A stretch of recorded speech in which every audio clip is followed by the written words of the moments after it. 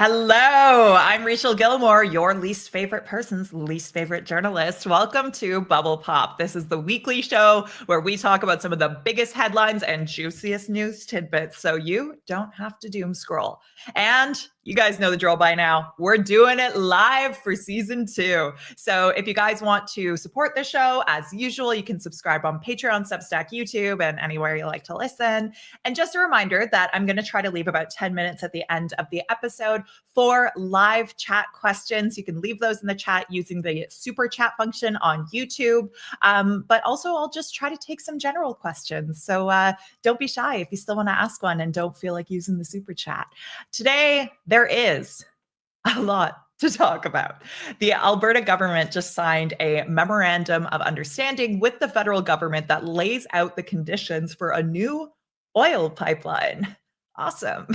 Well, it's very unlikely that this pipeline will come to be, given coastal First Nations and B.C. aren't too keen on it, to put things lightly. And it also needs a private proponent. Carney does seem to be trying to de-risk the idea of a pipeline for a potential private investor, including telling them that he'd be willing to, quote, adjust the tanker ban off the coast of BC, which protects those waters from oil spills. Overall, he's managed to piss off coastal First Nations, BC, the Bloc Quebecois, the Green Party, and one of his own cabinet ministers who just resigned from cabinet, all to placate Alberta, the same province that is addicted to invoking the notwithstanding clause, primarily using it to trample on the rights of trans kids. Yeah, I said we got a lot to talk about, didn't I? Luckily, we've got some great guests on the show today to help me do it. In just a few seconds, we'll be joined by Dr. Victoria Buchholz. I practiced that, aka Karla Marx. She is the Alberta organizer for the 2S LGBTQ plus rights group Queer Momentum. We're also getting ready to see a recent guest all over again, which is super nice of her to be so generous with her time. BC Green Party leader Emily Lowan is a climate activist and organizer and the first Gen Zer to lead an official party in Canada. Emily, Victoria, welcome to Bubble Pop. It's great to be back so soon. I so appreciate it. Okay, the first thing I have to ask you, Emily, who did you think you were saying fuck online? Like, that was just unbelievable. How dare I, frankly? Yeah, really. I mean, it's not like the situation merits it, right? No, all these old men in their armchairs are, getting up with banging fists. I think, it was well worth it. But, Andrew Weaver, he's just mad that everyone he is politically backed since he left office has lost. Like, I don't know. There seems to be some grudge happening there. And yeah, he was, also openly angry that I won this leadership race, and said that he felt politically homeless now, despite having backed the conservative leader John Rustad and other political parties since. So let's not pay attention to that guy. We can get him back to bed. Oh my God, that's funny. Okay, so putting him to bed, let's focus on what actually made you say fuck. What the hell is going on with this pipeline deal? I want both of your reaction. Emily, since I'm already talking to you, I'll let you go first. And then Karla, I'm bringing you in here. It is such a spit in the face to British Columbians and coastal First Nations. We've made it abundantly clear over the past weeks and months that there will be no oil pipeline to BC's coast. And, going behind our back, Carney and Smith signing this MOU, pouring their support behind this project, is an abuse of power. It's completely unacceptable. And I'm really just reeling with the proposal itself. We're looking at a massive affordability crisis. People are struggling to make ends meet. Our grocery costs are sky high. We're spending half our income on rent. And, the government can't afford to pay for libraries and shelters, but they somehow have billions of dollars for a new oil pipeline that has no global market attached to it. You know, we've tried this with Northern Gateway a decade ago, and that project was canceled, Enbridge pulled its support from that project a decade ago because of coastal First Nations opposition, and their opposition hasn't moved a single inch. And so I don't think what tricks Smith has her up her sleeve to think that that position will be reversed and that suddenly there'll be a private proponent wanting to take on an economic loser of a project that'll take at least $50 billion to ram through Indigenous territory. But yeah, it's completely ludicrous. And so in a time where somehow it's easier to socialize a project of that scale than to support communities across BC and across this country with truly sustainable economies that would support the cost of living crisis. It's safe to say I'm banging my head against the wall. Yeah, we're ready to escalate whatever comes our way. Interesting. Karla, what about you? Like, what's the vibe in Alberta like right now? I imagine maybe mixed depending on which social circles you're in, but what are your thoughts on all of this, especially in the broader context, I mean, of all the stuff that Alberta has recently been doing to its most vulnerable citizens? Well, first and foremost, I think as an Albertan on a national podcast, I have to apologize. So sorry. I think we have to reset the counter again. It's still 0 days since Alberta has been a national embarrassment.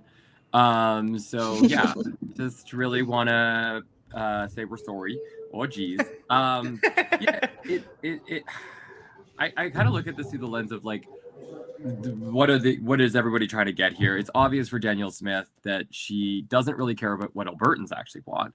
She is the premier of oil companies. Like, she goes around the world to advocate specifically for the oil industry. She's shut down anything that would look at renewables or green energy. She's put a moratorium on that, saying it's a blight on the environment, but open coal mines, that's okay on sacred Indigenous territory.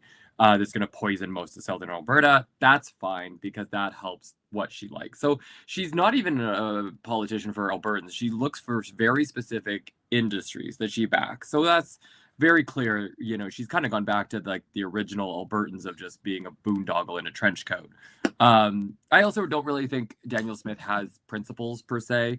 We're kind of all sick of playing the game of like, you take a clip of 2015 Danielle Smith and compare it to 2025 and it says the exact opposite.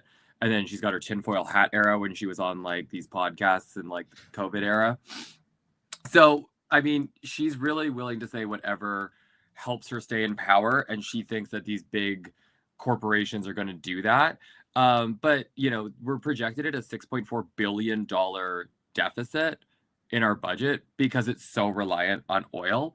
And it shows just how bad the math is and unimaginative this is to really serve people. And that's where I think Carney's biggest issue is, because I've tried to put myself in the mindset of like Mark Carney, so I swore at a woman. And then I tried to like figure out like, why would he make this deal? Is he playing 3D chess and he's trying to placate Alberta to defang the Conservatives to say, look, I stood up for you on pipelines knowing that it won't work. But then like, is he passing the buck on to British Columbians and Indigenous groups who are actually going to have to stand up and say, no, this isn't? So is he like ducking this to be a coward? And he's trying to play political chess with Danielle Smith so she just stops railing against him all the time? Or I think he spent too long in the boardroom. Like, he thinks too much in the terms of corporations. He thinks too much in the terms of this all masculine community of straight, cis, old white guys who go and drink their scotch back at the club, go to their house, have people clean their thing. Like, this is not a man of the people.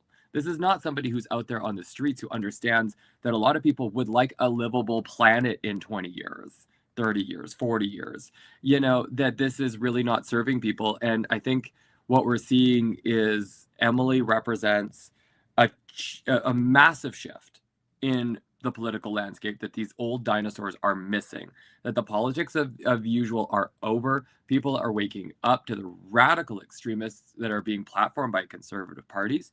And that increasingly people are saying, I'm sick of this centrist BS and I want a progressive future. And that there's so many of us. The NDP, like especially in Alberta with Nenshi, is chasing votes to the right, thinking, well, no one's going to out left us. And I saw Nenshi's tweet today saying, yay, a pipeline. And then a subtweet underneath saying, like, well, and we should do other things too. And I really am at odds because going back to kind of your introduction to me, I love what the NDP is saying about human rights. I love what they're saying about trans rights and about standing up for the rights of workers. But then they go and do these centrist moves like this, and it really makes it kind of like, ugh, I really wish we could have a party that was like wholly progressive and not this, well, we're going to be progressive here, but then, yeah, drill, baby, drill. Let's get oil pipelines. Like, I just think that politicians that are taking a principled stance like Emily, like Zoran Mandami, like Zach Polanski, like they're showing, hey, if you chase these votes to the right and become a center-right party at your own peril.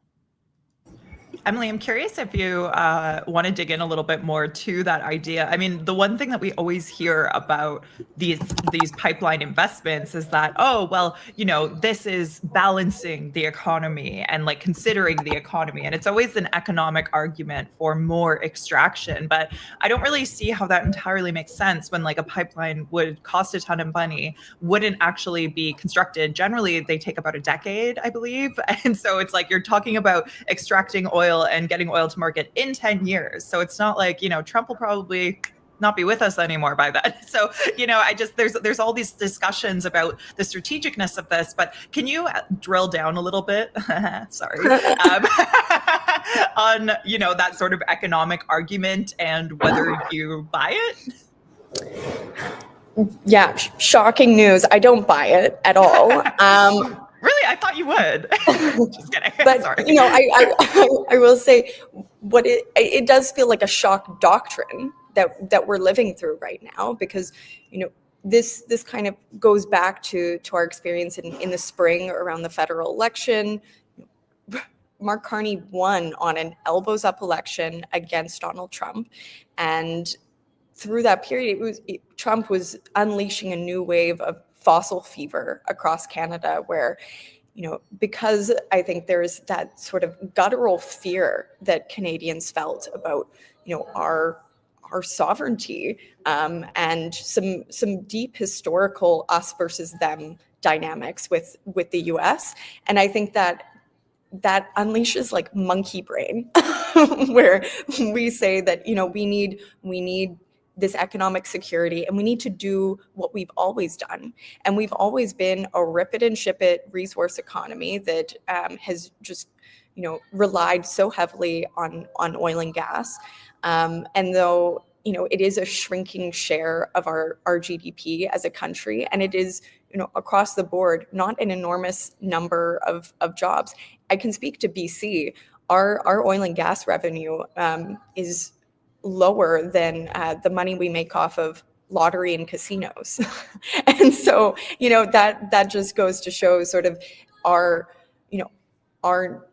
need to really transition relative to so many other countries, and our relative ability to do so as a rich global north country who's got us into this mess in the first place. And so, yeah, I think when we talk about the economics of it, you know, I just want to talk about Northern Gateway again. Like, Northern Gateway, the Enbridge project was pulled out, yes, because of a lack of support from coastal First Nations, but they saw the writing on the wall for the economic markets for this project as well. You know, it was a combination of factors, and that's been true across so many of these canceled projects across the country that we've seen over the last decade. You know, and with Energy East as well, with so many of these projects that are now seeing a revival. And I want to shake this political amnesia, because the markets have only gotten worse. And we saw this conclusion start to finish with the Trans Mountain Pipeline. Taxpayers have now paid in about $50 billion into this project that does not operate at full capacity because there's not demand for it. And oil demand is in a slump, and it's not going to recover. And it's a similar case with liquefied natural gas, which EB is massively propping up. And it's a very similar story. We're seeing a global supply glut for 2030, and BC is going to be the highest cost late market entrant for this market. And so across the board, these are climate disasters. We cannot continue expanding oil and gas, LNG. It's a hard no from a climate standpoint. And it's economically stupid. I'll leave it there. Yeah. I just Karla, want to say, Emily, stay in your lane. How dare you talk about transitions? That's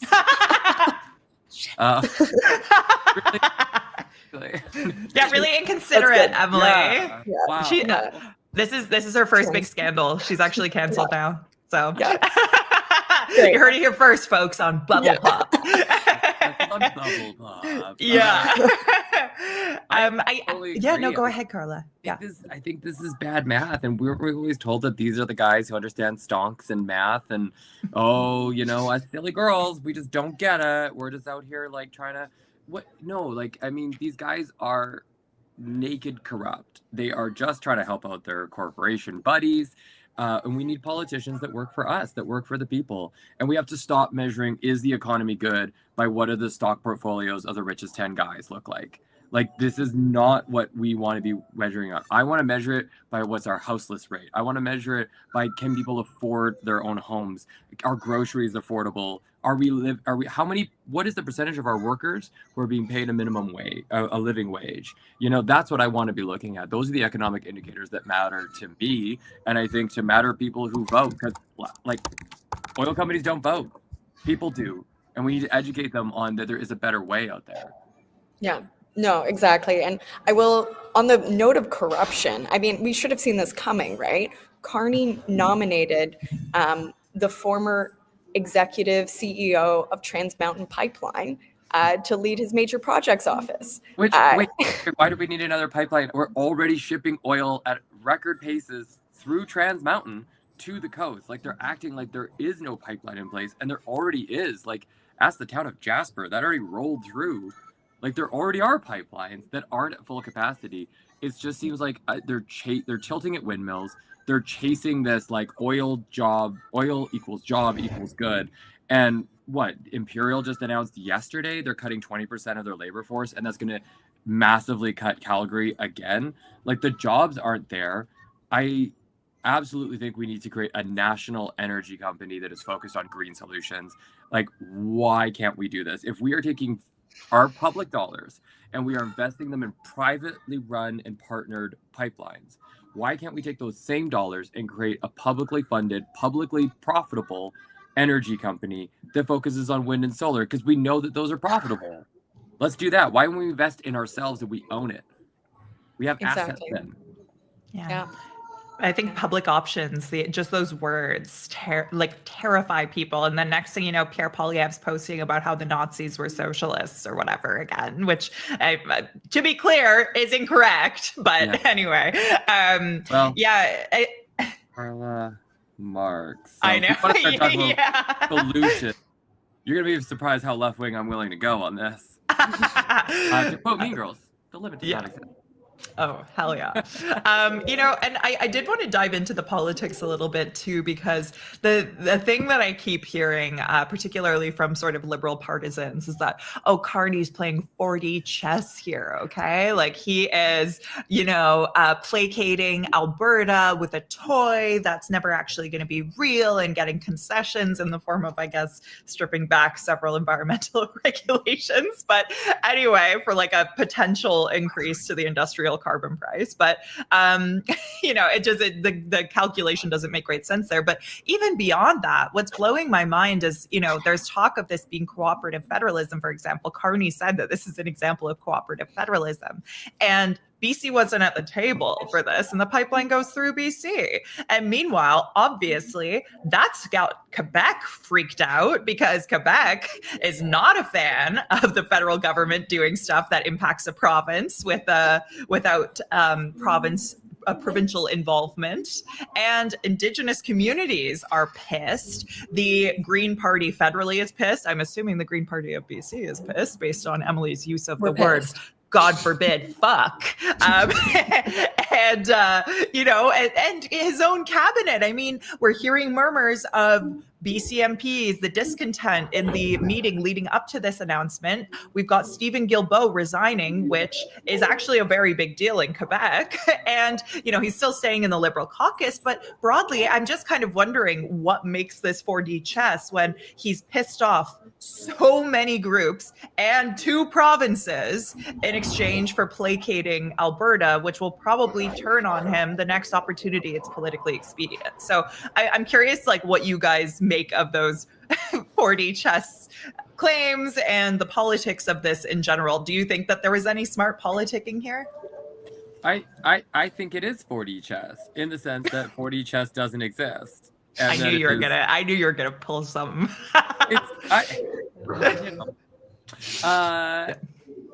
It doesn't exist. It's the invention of bored bros to justify playing the same games, and that's what we're seeing. It's not 4D chess. It goes back to McDonald of exactly what Emily was saying.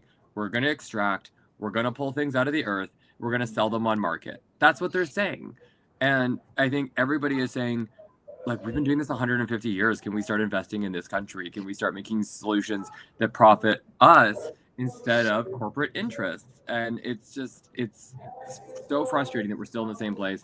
I do not think this is 4D chess. I think this is same old corporate Canada, just extracting wealth and pumping it around as much as they can. I do think there's an argument that maybe he knows it won't work, and he's trying to placate Danielle Smith so she just shuts up, which good luck. She doesn't ever. She will come up with some new bullshit tomorrow. Yeah, no, placating Alberta is a losing game, and it's for those of you on audio only, Karla just did a very exaggerated offended face, so that's why we're all laughing. It was great. A full gay Albertan gasp. Yeah.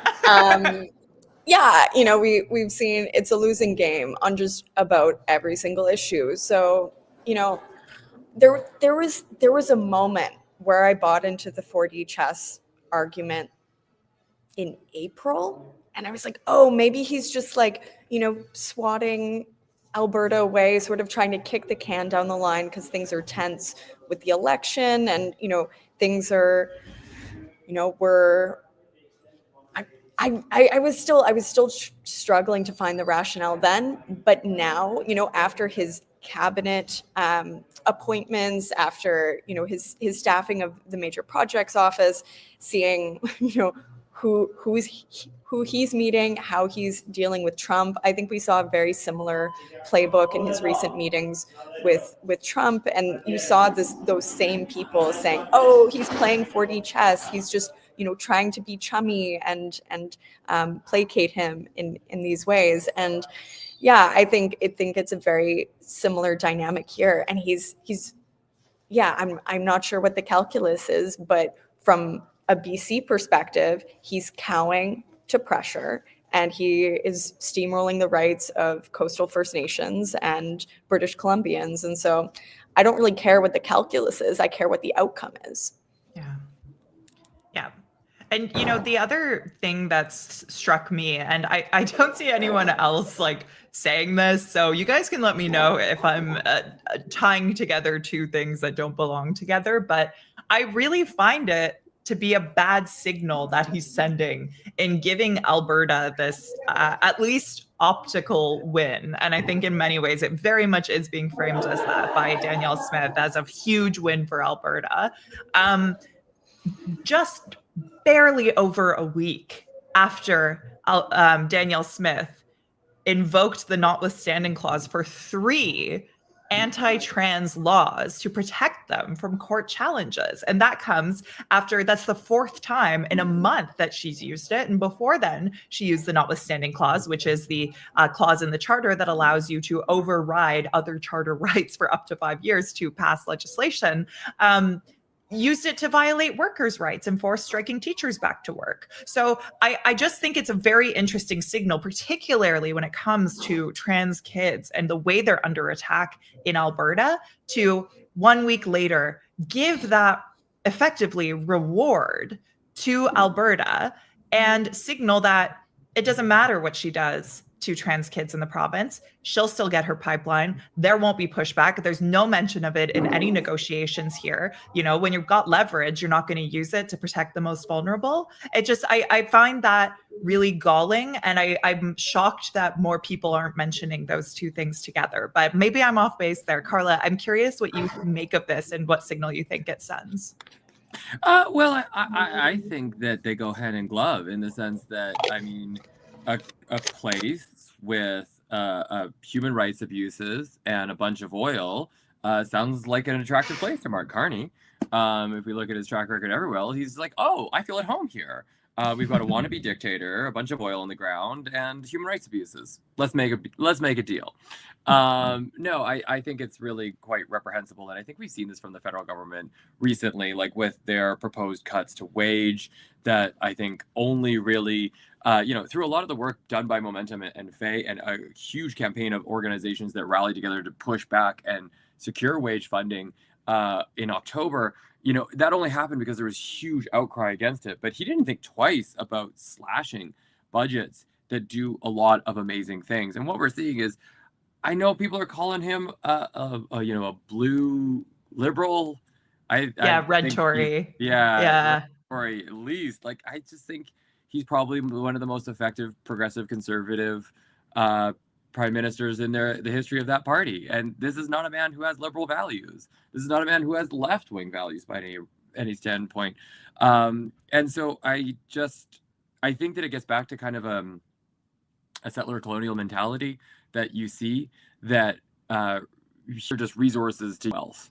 When you think of the earth as just something to be bought, sold, traded, and exploited, you tend to apply that to people as well. And it's really quite terrifying that there is a dangerous pattern happening here for trans folks. And that is that the attacks on us are getting already forgotten by news cycles. That unless there's new attacks in 2027, our people level that against us as trans people. What? It's in the throne speech. Oh my God. It's in the Alberta throne speech. Yeah. I'm so sorry. It wow. was shocking, for sure. Yeah. For a long time to feel represented and to feel like, their voice and concerns really matter, and that we're actually building up a movement with the fire to take on the governing party and to channel the power of people across BC into government. And I think you tapped into something so accurate, that we are so consumed by crazy right-wing culture war debates that distract us from the emergency of the cost of living crisis and the need to have real public options to offer good union jobs across this province and country, and really step up for working people, lower the cost of living, control the rent, and ensure that we have a sustainable future to be building towards, and that we're not getting so caught up in these ridiculous distractions of a taxpayer-funded pipeline. And I think that what they're missing is like the broader arc of history. When you look at where does political activity really happen in a society? And a lot of times it happens because people they have their material goods needs met, right? They've got a stable home, they got a stable job, their family's taken care of. So they have a little bit of extra capacity to take on political work and activism and action. But that's this zone here. But we've moved people down further and further and further, where they're more destitute, they're more precarious, and eventually people are going to get so precarious that they're not going to have any investment in the established system. They're going to be so destitute that they're going to say, well, what do I have to risk? And that's when things get really scary. That's when like major revolutions happen, because people are so disenfranchised by a system that they don't see any way to fix it and reform it. And they say, let's tear it down. And there's not always a prediction of that's going to be a good thing or a bad thing. And that's really scary to me. The idea that, there's just this downward pressure on folks right now, especially with like affordability, it's lovely that we call it affordability. It's corporate greed. It's corporate greed. Exactly. Right? Like record profits on one hand, and then everyone's so broke on the other hand. Put it together. The corporations are gouging us, and there's no laws stopping them from doing this. Monopoly laws are a joke, and our government is in bed with corporations. Instead of working for our votes, they're working to make corporations happy and make stocks go up instead of making people happy and healthy in their country. It's ridiculous. Yeah. And I liked earlier that you mentioned we're kind of looking at the wrong things, right? Like we have so many people in our country looking at these macroeconomic indicators that actually kind of obfuscate the inequality that underlies it, right? And so I do totally agree. Like we're not dealing with the core issues here. And I wanted to ask you guys about, those solutions and how people are fighting back. I mean, Karla, there's the recall petitions going on in Alberta. I don't know how much luck they'll have with actually getting enough signatures, but it's at least sending a signal. And, Emily, I mean, I think that you're going around speaking about the oligarchs and calling this out and naming it. And I just wanted to ask both of you about how you hold on to hope and how we build resilience in the face of just like this downward spiral that Karla was just describing. I mean, you guys can have at her. I don't know who wants to go first. Maybe I'll Karla, you want to dive in? This is the most amazing time alive to be someone on the left wing in Canada. Like I was hosting a rally a couple of weeks ago, and there were spontaneous shouts of general strike. By hundreds of people, not just like 6 of us in a pub. Like you could openly talk about class consciousness. You could openly talk about corporate greed. You could openly talk about these things.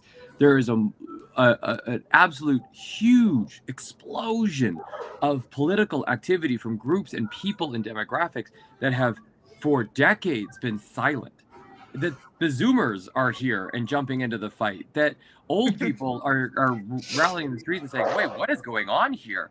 You have people from every walk of life looking at things, talking about political life, economic life, human rights in very interesting and exciting ways. And that is larger than ever. I tell people in Alberta all the time, if 1,809 people voted differently, we had an NDP majority. It was that close in a few key ridings. So when we look at the recall petitions, I think at least one will win. I don't know if they're all going to, but right now we're up to 14, and I know that there's a couple more coming. There are people they're coming after Mickey next, which as the Justice Minister, who said that trans rights will be decided with the last voice in the legislature. Get them. Go get them. Mickey, you are not so fine. Yeah, little drag, But no, I think it's really exciting. I think at least one of these recall petitions will hit home because so many ridings in Calgary were like really close. Calgary went 16 of 30 seats in Calgary went NDP. It's not the conservative home bastion that it used to be. I do think that there's some people out there that are pretty upset and that we might see 1 or 2 flip, because I think there's a lot of people waking up and realizing, hey, we can do better. There's examples out there. Yeah. Emily, how about you? What are your thoughts on sort of maintaining that resiliency and fighting back? Yeah, I can't help but feel like the horrors we are witnessing now are the death rattle of the old world.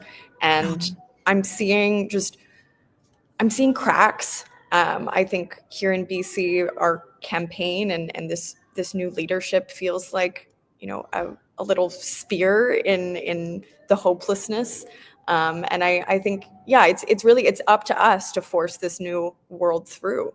And I think with Danielle Smith, with Trump, and yeah, these fascist actors that are controlling our future, I think we're seeing this flare because they can feel that their grip is loosening, and so I do see it as a death rattle. And I think more and more, we're going to see people like myself, especially in the next provincial election in BC, step forward and,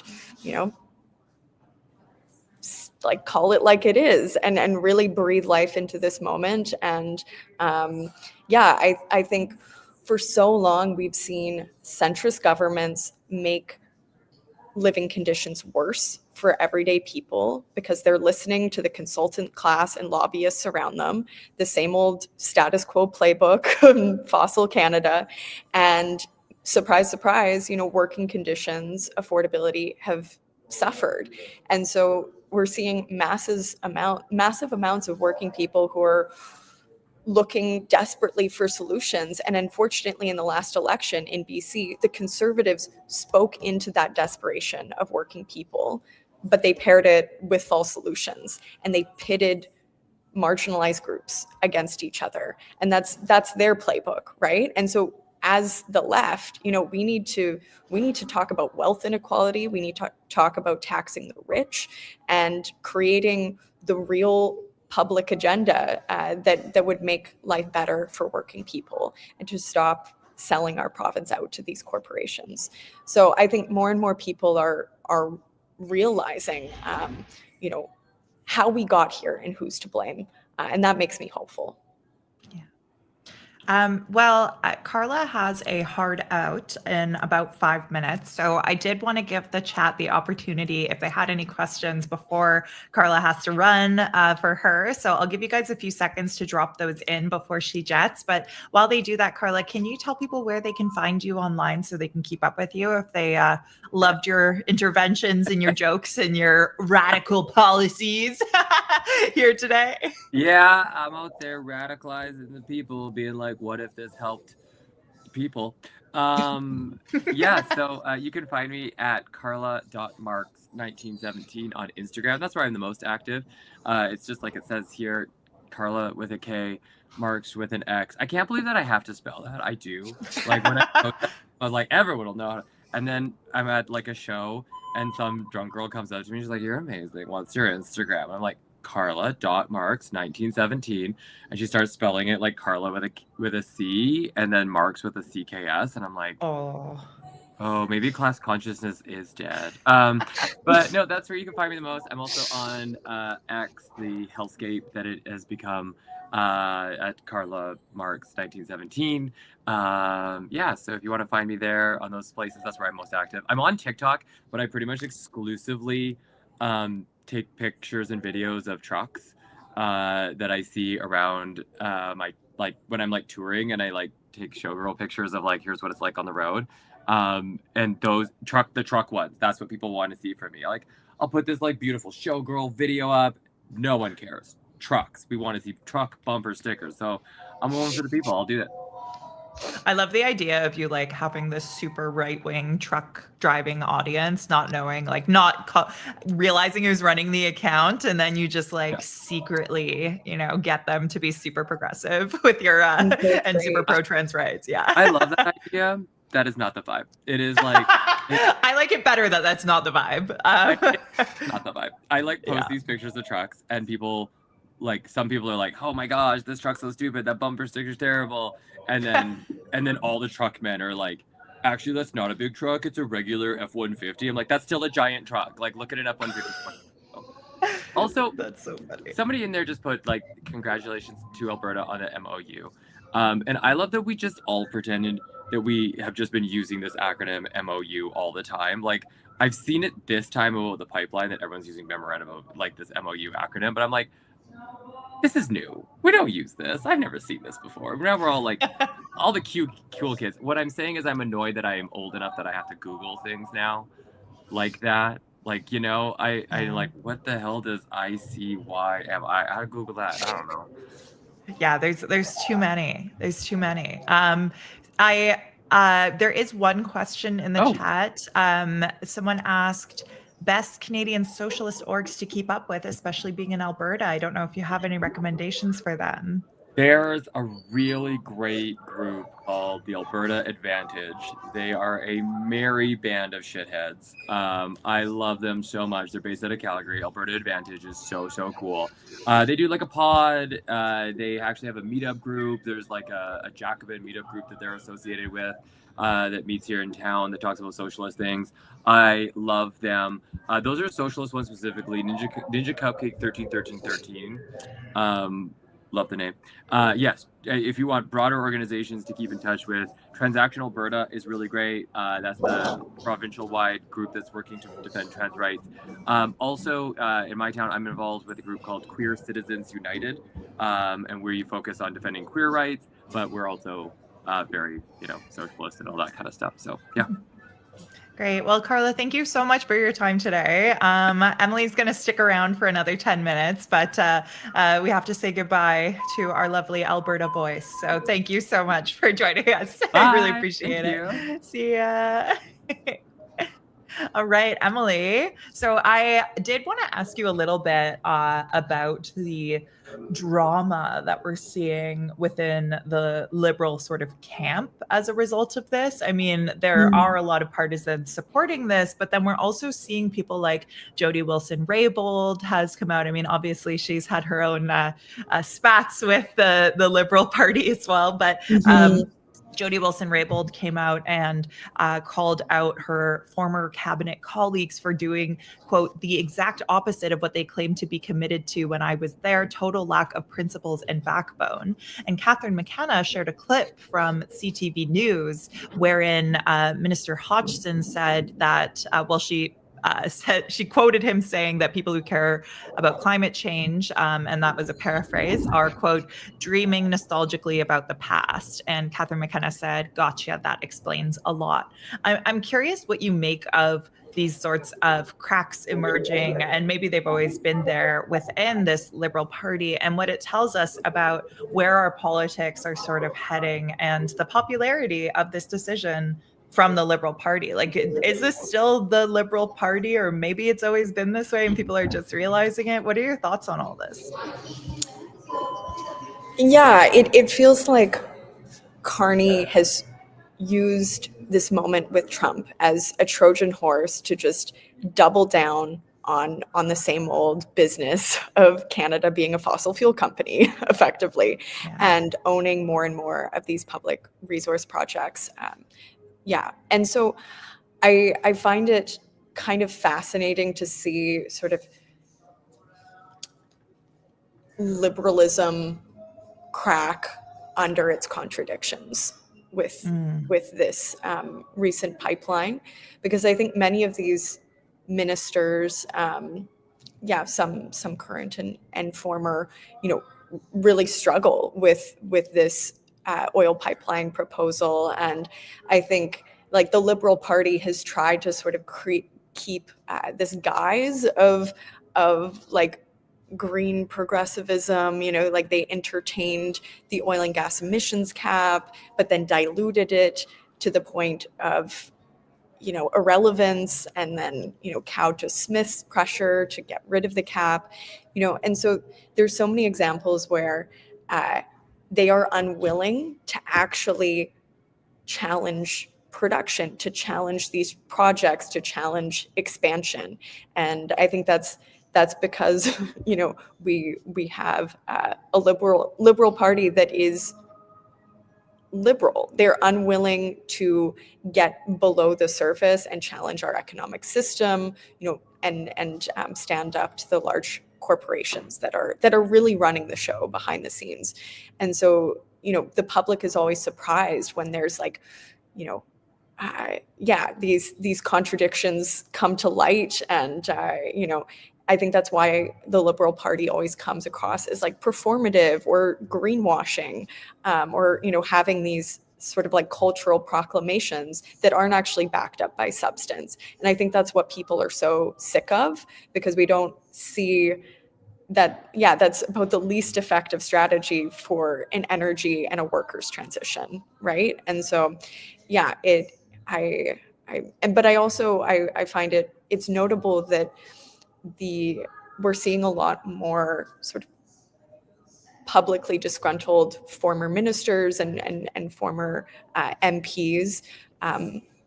It's a lot of women who are like coming out and challenging this old boys club and this like fossil fuel run show that is really only serving the big corporations in Canada. So I do find it's quite interesting to see that fracture across feminist lines. Yeah, it's really interesting, particularly when coupled with other critiques that have come out about Carney's PMO. I mean, we heard from I had liberal sources telling me that there was a vibe that it was a real boys club, and it's fascinating watching the sort of broader implications of that culture on the broader Liberal Party in conversations. Emily, I know you also have a heart out in about just over 5 minutes, so I'm going to give the chat an opportunity once again to drop in some questions for you. And while they do that, can you tell people where they can keep up with you? Yeah, you can keep up with me on most platforms at Emily Lowan, so it's just my name. And yeah, I'm on Instagram most, I'm on Blue Sky, and I'm on Mastodon as well, if you keep up there. And it's a niche following. I hope the platform grows. We need more anti-oligarch digital platforms. But yeah, and I also, if you want to join me on tour, if you're on BC, I'm about halfway through my tour. I'm headed to the mainland later today. So check out my upcoming events at fighttheoligarchs.ca. Yeah, nice. All right. So this is a fun one. Olafin the Husky, we've got a husky asking a question, which is adorable, says, what do you think about rephrasing oil and gas as liquid exploding dinosaurs? Just like paper format is dead tree format, just reframing it like that and make people reconsider their ways. Well, what do you think? Should we start calling oil and gas liquid exploding dinosaurs? I'm obsessed. Don't be surprised if you see that in an upcoming video.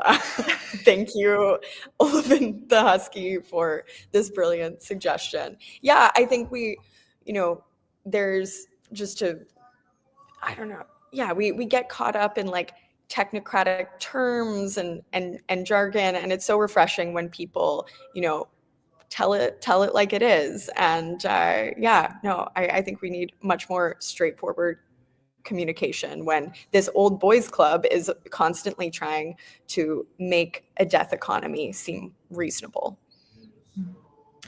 Another question here from Kairos Rev. They want to know, are your anti-oligarchical positions in practice anti-capitalist? And how do you feel about anti-capitalism as a revolutionary stance?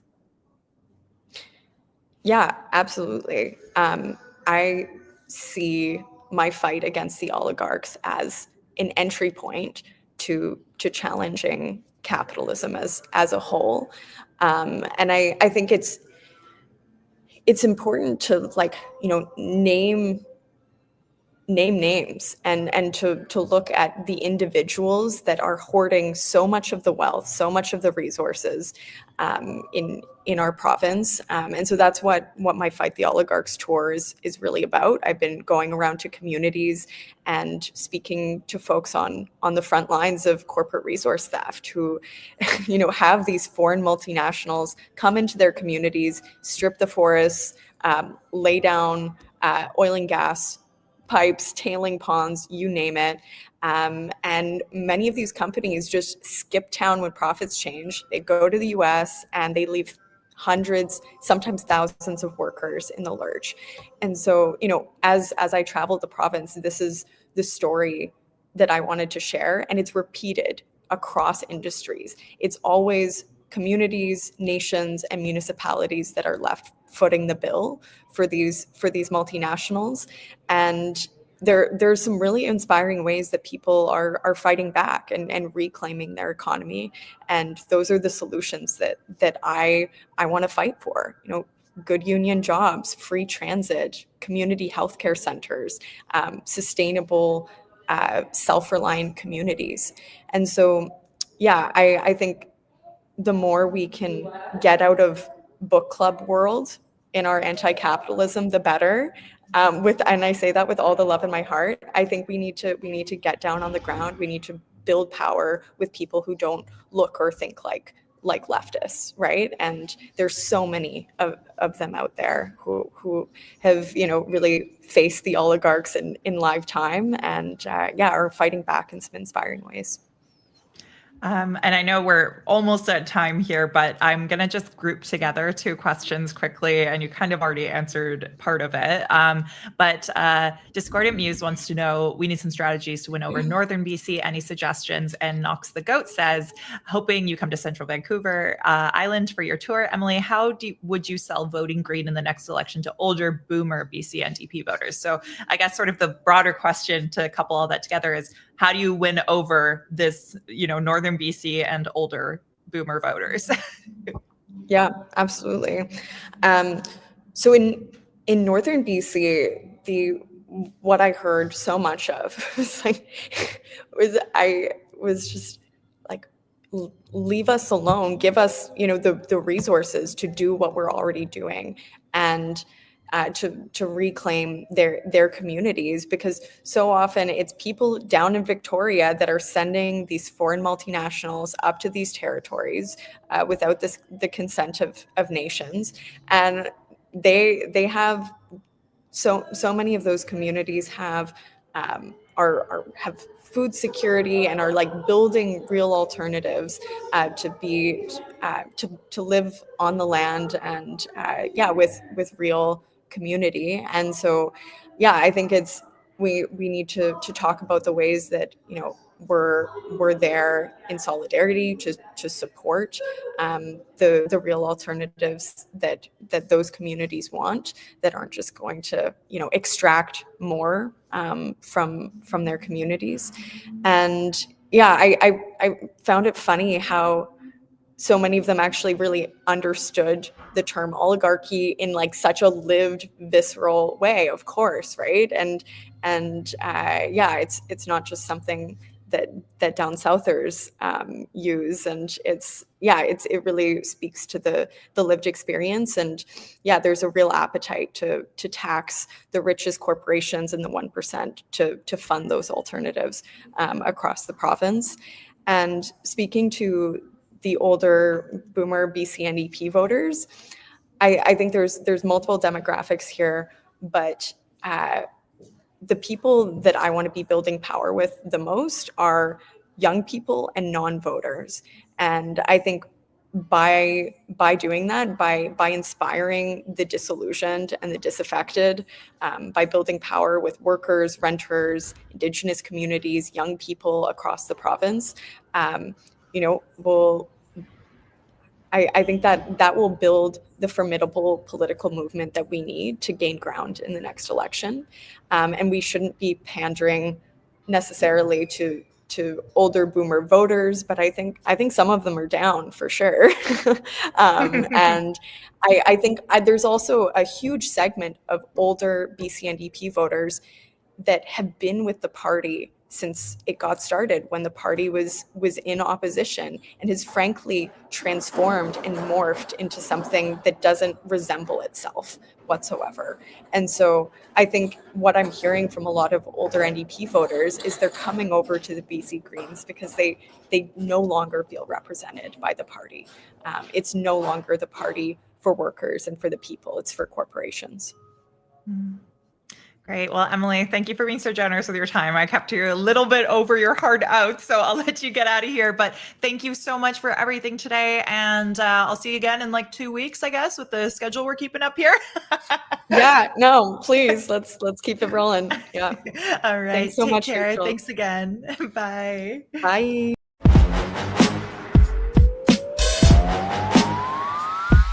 Thank you for listening to this week's episode of Bubble Pop. I'm Rachel Gilmore, your least favorite person's least favorite journalist. If you enjoyed this episode, consider subscribing on YouTube, Patreon, Substack, or wherever you like to listen. You can also find me on TikTok, Instagram, Twitch, and Blue Sky. I'd like to give a special thank you to Hans Vivian Wenzel for making the incredibly groovy music for Bubble Pop. You can find more of his stuff on Spotify under the artist name Hans. That's a lowercase h with an exclamation mark.